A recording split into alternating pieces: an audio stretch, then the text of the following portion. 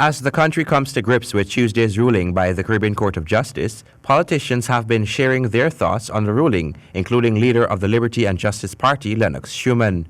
Speaking exclusively with Nightly News from his office in Georgetown, Schumann believes that Guyana must use this ruling as a learning experience, since it was a very expensive math lesson. Us as a nation, we have learned a very, very expensive mathematical lesson. We've literally used the state's resources to determine the number of one.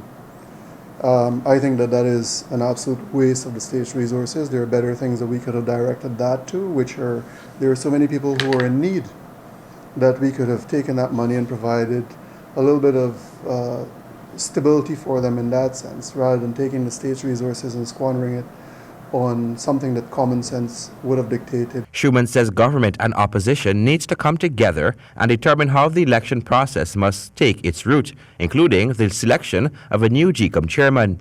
Our view is that in order to, ensure that process has the utmost integrity, our view is that the president and the leader of the opposition should just sit there and say, look, there were lists provided previously. Rather than having to go and submit or resubmit a whole bunch of lists again, whereby I could say no or say yes or say no, just say, look, we've submitted these names already. Just go through the list and pick one.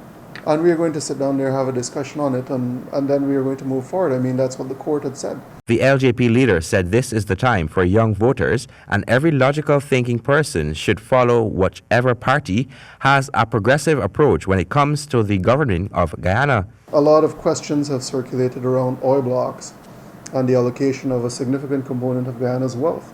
Right now, we know that the previous administration and this administration have literally given away part of our sovereignty. Are we as Guyanese going to sit there now and subscribe to one of those parties getting back into power to give away how much more of our sovereignty? At some point, us as young people have to realize that the future of this country, it is not in those old political ideology. It is in trying to find something new and thinking of a new way forward. If we wanted to sit with the old political ideology, then we might as well just subscribe and say, why even host elections at all? We might as well just say, you know what, why don't we go back to a dictatorship and let these guys continue in office? And then we're going to go forward with that. But we all have to think about what is in the future for us as young people. How do we want to influence that?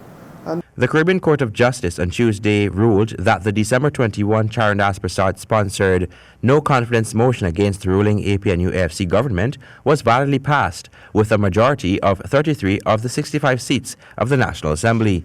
For the HGP Nightly News, Colin Abrams.